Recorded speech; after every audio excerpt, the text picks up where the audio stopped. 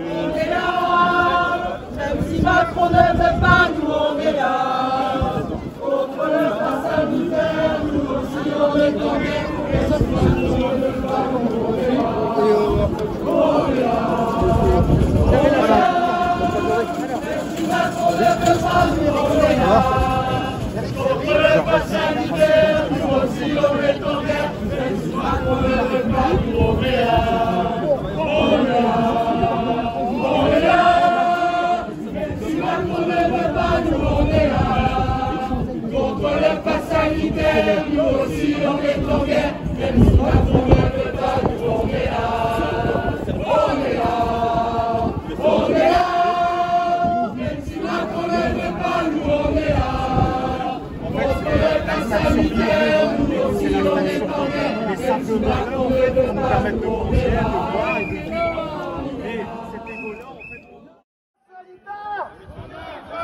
Le pass autoritaire, le pass de Macron, l'augmentation de l'essence, et le pass sanitaire, le pass autoritaire, le pass de Macron, la réforme chômage, et le pass sanitaire, le pass autoritaire, le pass de Macron,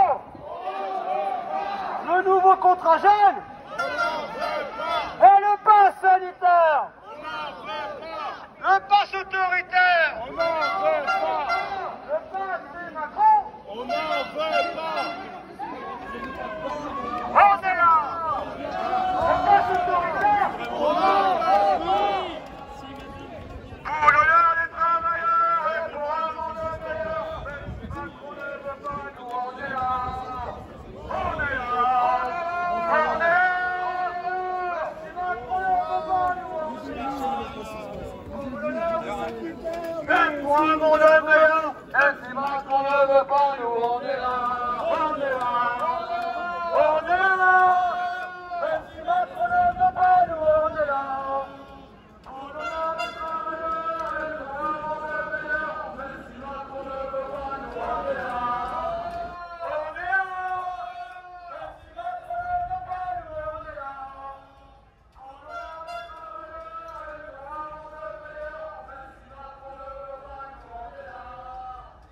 Les mesures d'Emmanuel Macron, elles ont profité aux plus riches, ne lui en déplaise. Alors après, il peut lisser avec une moyenne en disant que tout le monde y a gagné, mais ceux qui ont majoritairement gagné sont les plus riches. 300 000 personnes qui ont bénéficié notamment de la réforme de l'ISF à hauteur de 3 milliards d'euros.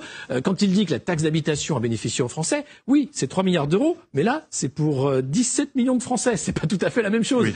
Donc, on voit bien que la différence, elle est là. C'est-à-dire que pour certains, le gain moyen annuel est de 170 euros quand on est dans les 17 millions. Par contre, pour les 300 000 les plus riches, c'est 9 500 euros en plus grâce à cette suppression de l'ISF. Et puis les dividendes, la flat tax qui fait que les dividendes ont explosé. Je ne sais pas si vous avez vu les chiffres sur les milliardaires français des 10 dernières années, de 2009 jusqu'à 2020.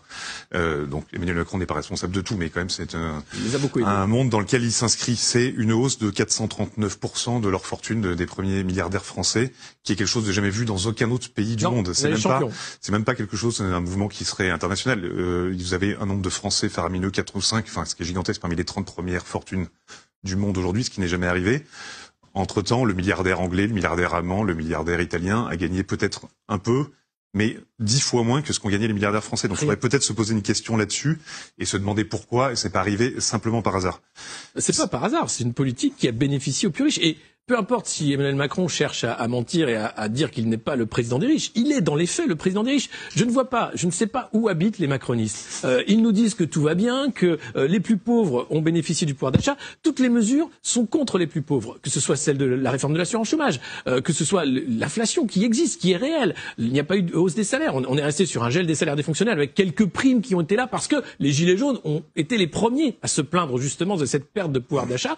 Et eux continuent de dire que tout va bien, alors que les queues s'allongent devant les banques alimentaires, y compris pour les étudiants, y compris pour des gens qui n'y étaient jamais allés. Et alors, le Covid n'expliquera pas tout.